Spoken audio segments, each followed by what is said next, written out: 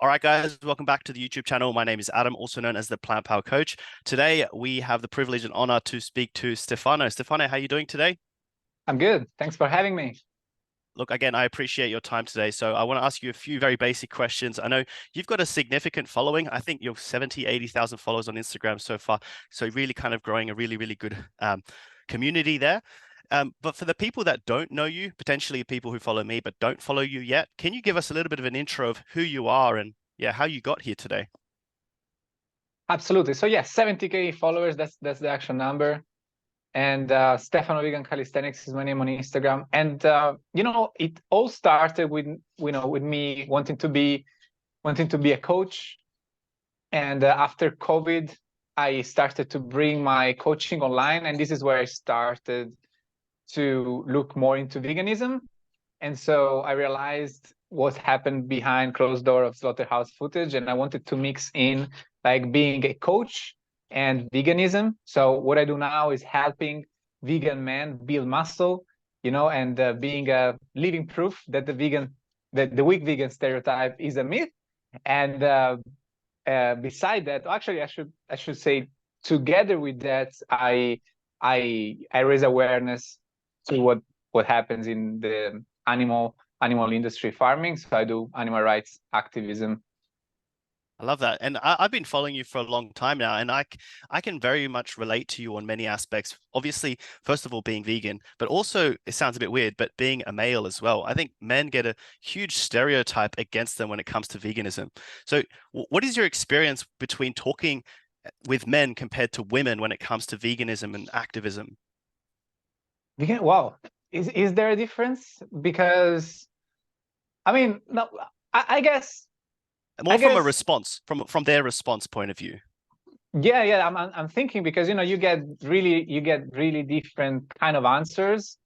I would say that when women are like open-minded, they do have that empathic reaction easier than men do.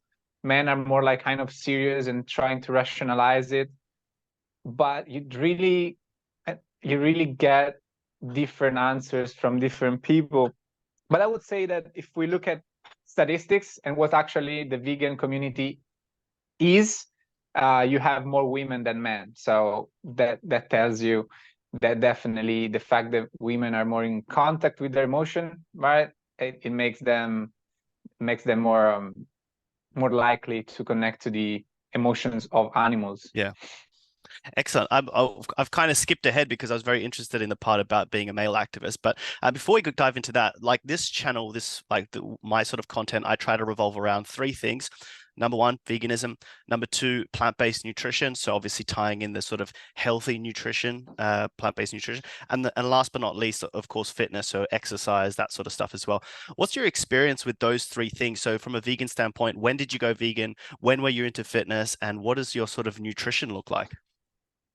All right. So my plant-based journey started 5 years ago, almost 6 years ago, and it started with the environment. So that's why I said plant-based, because I was motivated for the environment. And even though, for these first 3 years where my being vegan or plant-based was motivated by the environment, I was almost 100% plant-based. Like, for me, looking at what happened to the environment was enough of a motivation to say, yeah, I don't want anything to do with this. I don't want to look for a better way to do it. I just want to go away from meat, dairy, and eggs, and all this stuff that is clearly unsustainable. And I would have like fish once per year for all Christmas holiday, because it was the only thing that taste-wise would really make me like, oh, I miss this. But then, as I said, when COVID hit, I had more time to navigate the vegan thing more, and I watched Dominion. I watched some activists talking about veganism, like Joey Carbstrong and Gary Yourofsky. And so I made that connection. I realized that it's not only about environment, but actually, the same selfish behavior that humans have towards the environment starts from not respecting sentient beings.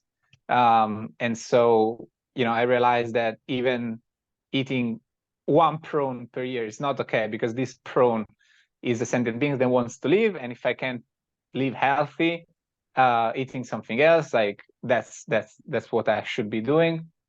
And so now is, like these 3 first years as a plant-based, then after that I wanted to be straight away an activist, because I just saw myself in Joy Capstrong having these debates with non-vegans in the street, because I started to hear of all of these really incoherent arguments, like, but what about lions? Lions eat meat, and therefore I can eat meat, like, and I've always been a coherent and rational person, right? So something that I never liked about humanity is their weakness, and how they find incoherent and irrational way to justify things, right? So I really enjoy Castron, and so in him something that I could do as well. And so I was motivated to start my activism straight away after that. And I did that. Like, I've been in the last 2-3 years. I'm not very good with dates, sorry, man. So it's always going to be like 2 or 3 years, I don't know. But yeah, like I've been doing street activism, participating or organizing an event at least once per week. And I keep and every day on my Instagram, of course. And what I eat, so I always had a simple approach to eating. Thanks to my mom, she always promoted a healthy way of eating at home. In Italy, at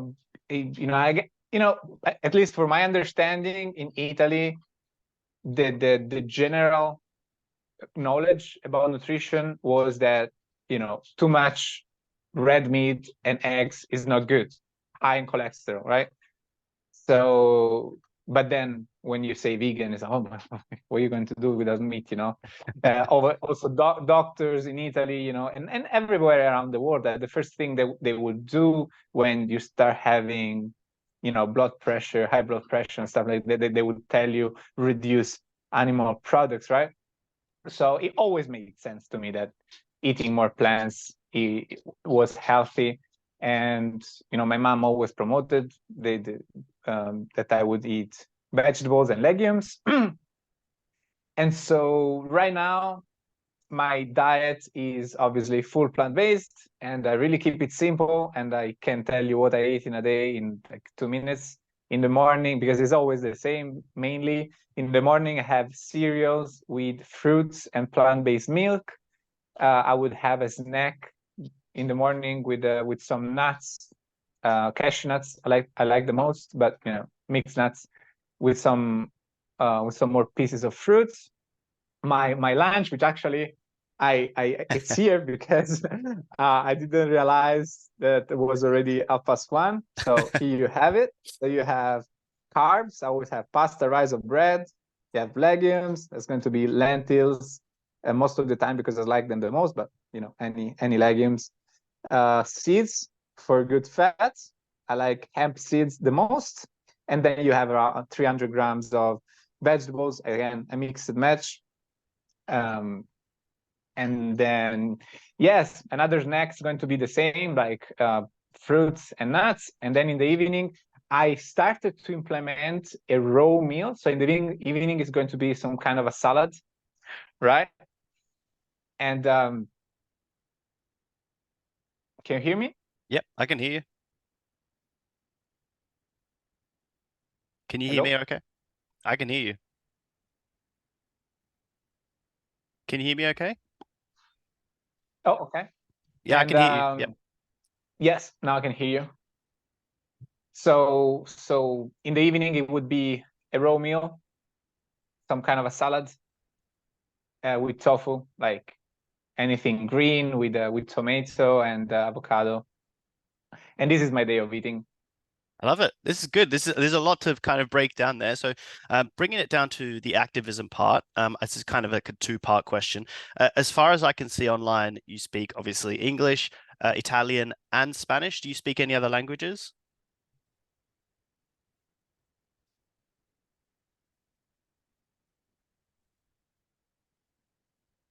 Can you hear me okay? I think we're cutting out a bit. No, Italian, Spanish, and English. I'm studying German, but Oh, fantastic. very So basic. from an activism standpoint, I can see it looks like you're doing activism in all three different languages. How is that experience for you, especially like, you know, I mean, speaking multiple languages, do you get confused like what language you're speaking sometimes? What's your experience with that? Oh, oh yeah, it was confusing indeed, but luckily, like because at the end of the day, the conversation and these kind of conversations get down to kind of repeating the same things over and over. I got better and better in, answering the same questions and telling the same animal practices in the same Yeah. language, in the different languages. And so I was able uh to make it fluent. Mm. But yes, of course, like speaking multiple languages, it is confusing itself. And so uh, having to rationalize make it even more difficult. But because as I said, I do consistent activism, I've been able to practice. It's very interesting to hear because I actually speak Spanish myself. Mi madre es española, and Mhm. whenever I see your activism in Spanish, I'm like, first of all, I've been there before. I really like that you're doing activism in, I think it was like Plaza Mayor and all these other places you were doing them. And it's very good. The people that you talk to remind me a lot of my family, my cousins, my aunties, my uncles, and I really Yeah. like to see that you communicating with these people because I think one thing is in London, London tends to have a lot more diversity. People tend to be a bit more accepting. In places like Italy or Spain, in my opinion, it seems to be a bit harder for people to get through because they have a whole reducitarian mindset or flexitarian mindset. Um, from your experience, what kind of people are the hardest to communicate the message to? um i think I think you're right. And again, we go back, I think, to what we mentioned in the beginning. Like different people react differently to veganism. But I must say that recently I've been experiencing a little bit more doing activism in smaller towns around Malaga. Okay. And the thing here, the thing is here in Malaga, and Okay. I think we've just got cut off, so I'm going to give it a second. I'm going to pause the recording and we lost the connection there. It was you was talking about your activism in Malaga has been slightly different in the villages compared to the city. yes, so it's a bit different because same as in London, in Malaga Center, you have lots of people from all over the world, usually people that travels. They're a little bit more open-minded, they know about veganism compared to people that stay in the same small village their whole life, something like that. There's definitely some different there. I'm 100% sure. And so this is really, what I've seen. In general, around Malaga, all these little villages, they're all tourists. They're full of tourists, so people are open-minded. But for example, when we went in the first village, which is called Vélez Malaga, and it was really the one where the audience was more like town-based and not really tourists or people from all over the world.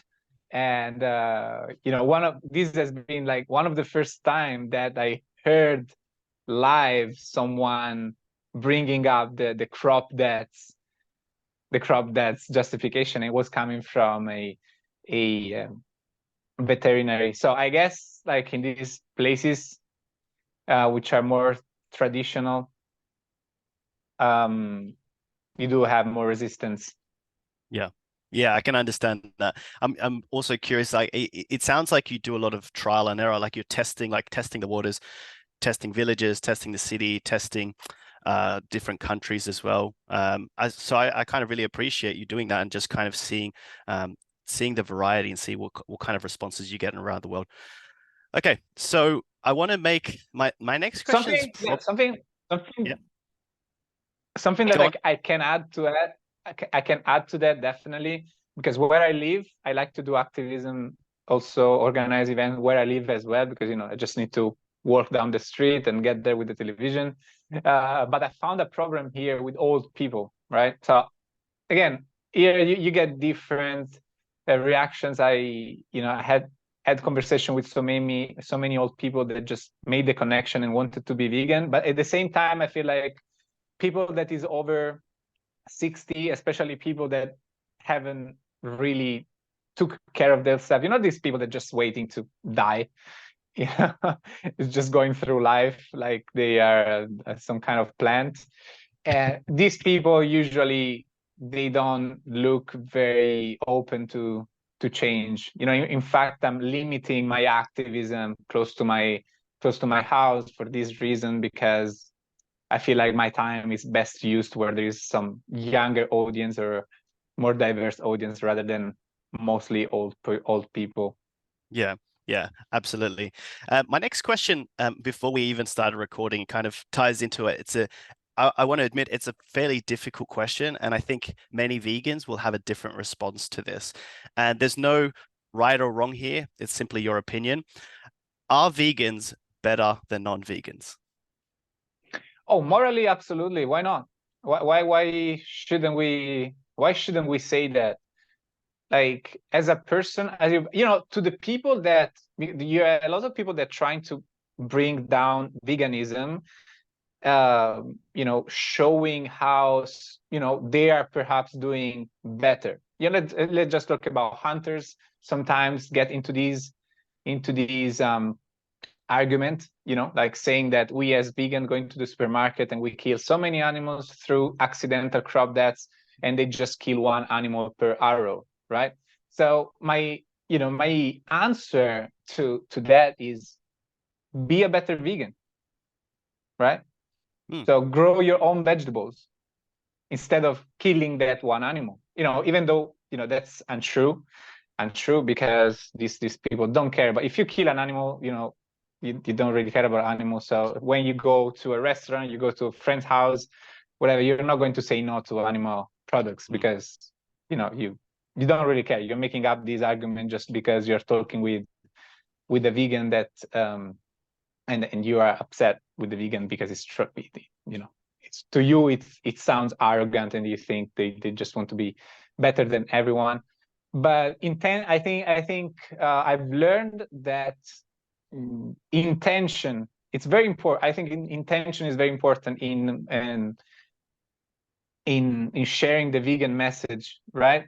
As vegan, we don't want crop deaths to happen, but we need to accept that we live in a modern society. It's a complex society, and when I buy vegetables, my intention is not that the farmer is killing the rabbits all around his farm, but I just cannot control everything. If the whole world would have vegan intentions, then we would have farmer caring about limiting as much as possible any kind of crop deaths, right?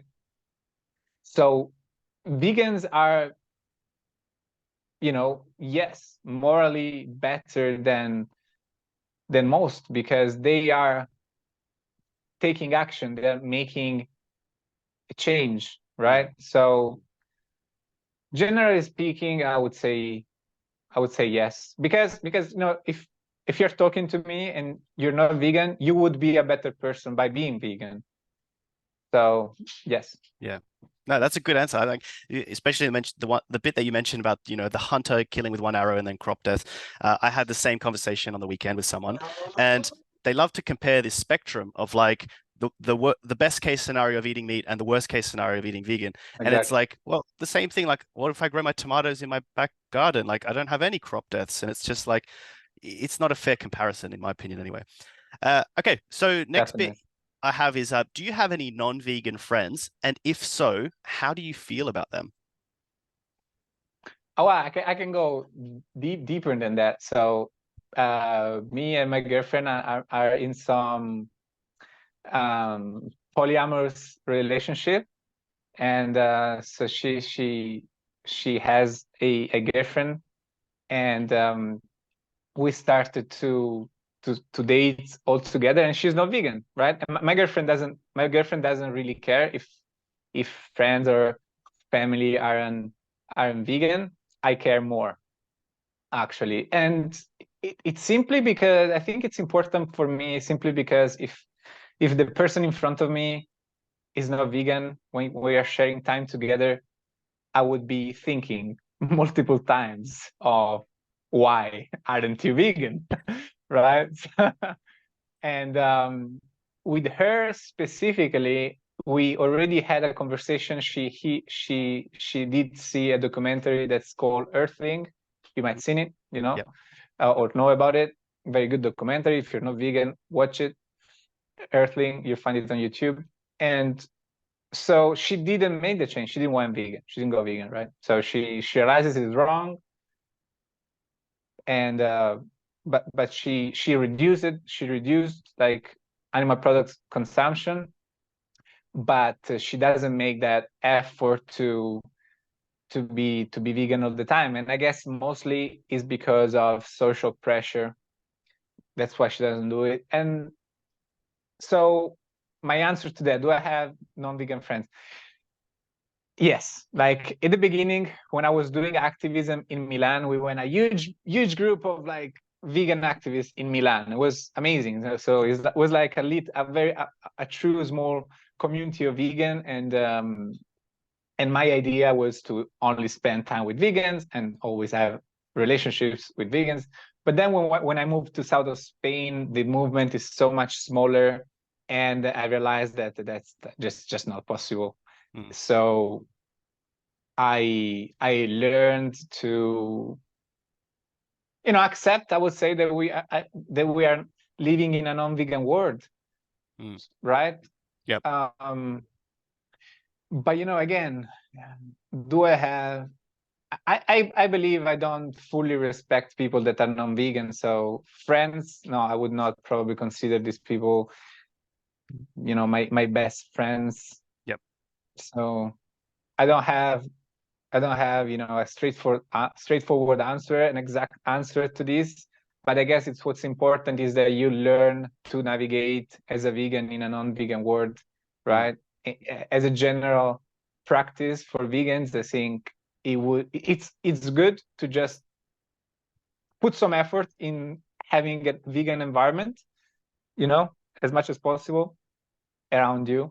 At the same time, though, understanding that is not a vegan world, and most people is not vegan, and not only most people is not vegan, most people will have how do you call it, resistance towards veganism. Like even if they know about the things they won't go vegan, and you just go crazy if you don't accept that. Absolutely. The people that are in your life who are vegan, how do you feel about those people who understand veganism, they're on the same page, but don't do activism or are not for activism in a sense?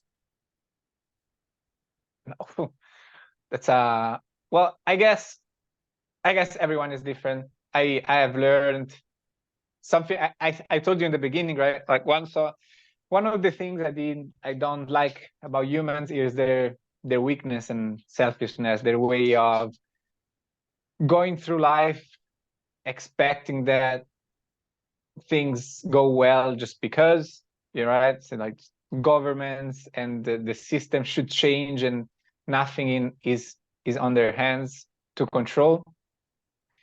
But I made peace with that too. I understand that people are weak, and some people just really struggle to get out of their comfort zone. I've really learned that by being a coach, it's not only about the plan that you give to people. Some people just find any problem they encounter in life as a bigger obstacle as it really is. And so doing animal rights activism is not easy. It's a difficult thing for different reasons. You have so much resistance from people, so that's one thing. So you get people attacking you, right? So especially if you do my type, when you do like conversation, some people attacks you, and not everyone is ready to be attacked, right? When you also doing something good. So you have good intention, and you got people attacking you. Like, what the fuck?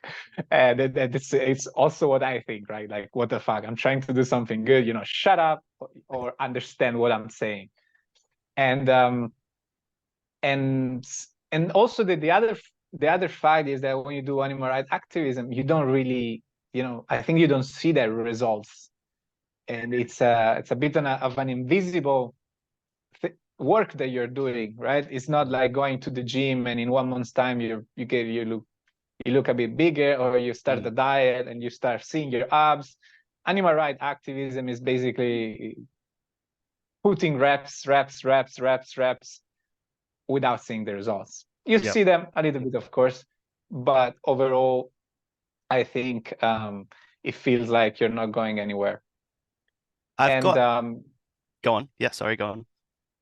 So yeah, and that's why I don't judge people. I just motivate everyone to get out of their comfort zone as much as they can, and remember that, and trying to present it as something that is more of a hobby, right? If you want to do activism, don't think too much of the results and what's going on. Like, just think of it as something that you're doing on a Saturday. What you're doing today? Yeah, I'm going to do some activism on the street and talk to people about veganism, because at the end of the day, like, what are you going to do that's more important? Drinking beer, hanging out with friends, like, activism is a good hobby to have.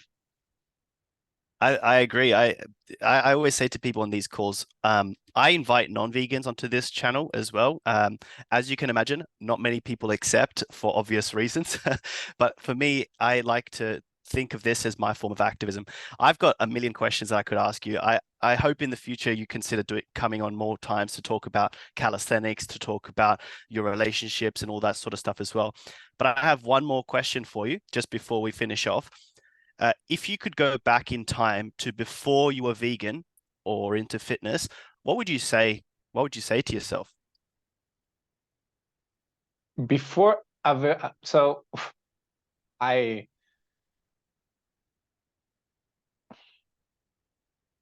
Put it this way. Because you asked two different questions. So, like, for the fitness, yeah, for the fitness part, I would say that,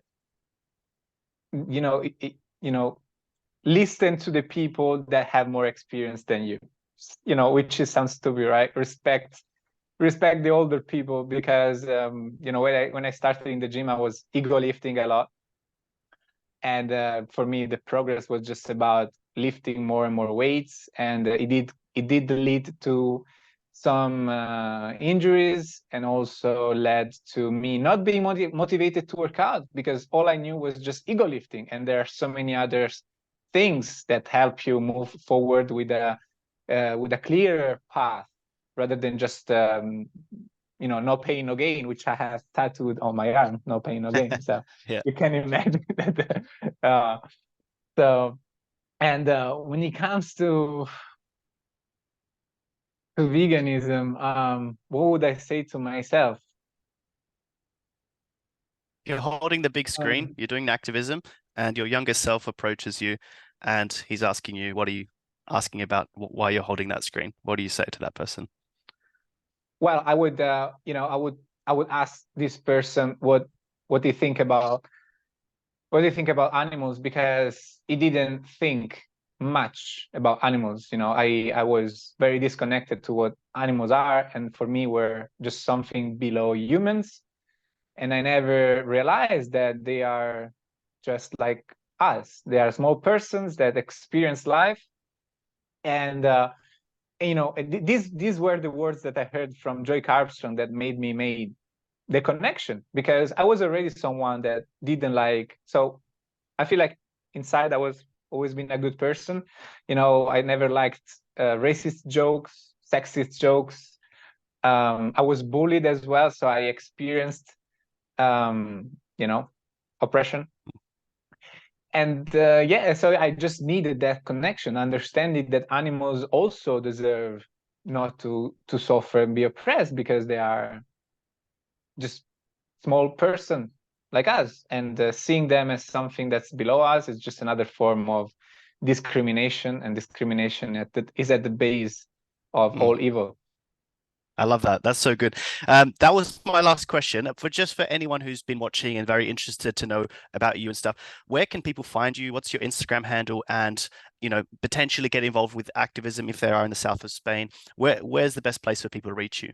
All right. So if you actually need help, get your like fitness on point and want to know how a simple way to approach a vegan diet, you can send me a DM on Instagram, Stefano Vegan Calisthenics, saying I want it, and I have a free PDF guide that gives you a diet plan, some mindset tips, and a 3 days per week calisthenics workout that you can do at home.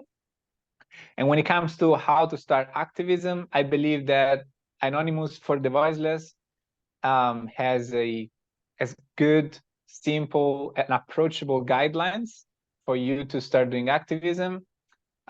You can find a chapter close to you or becoming yourself an organizer. But I would add also something else that, as you said, for you, your way of doing podcasts is activism, and absolutely 100%. Like there are many forms of doing activism, as long as you're doing it and you're not ignoring the truth. Something that I don't like of the vegan movement is these people that judge activists that are more radical, let's say like me, and say that you should be accompanying people more giving them an easier path, with plant-based recipes, or just simply by being an example of a vegan. And I don't believe in that. I agree. I think your form of activism is far more efficient than just saying, "Hey, here's a plant-based recipe." I think your way is just, yeah, telling the truth. And to be honest, people don't want to hear the truth. So, anyone who's watching, those links, I'll put the Anonymous for the Voiceless as well. Their links below. I'll put your links to your Instagram and everything below. That's all the time we have today. I'm going to leave it there. Thank you so much, Stefano. Thanks so much for your time. Have a good one, and I'll stop the recording now. Take care.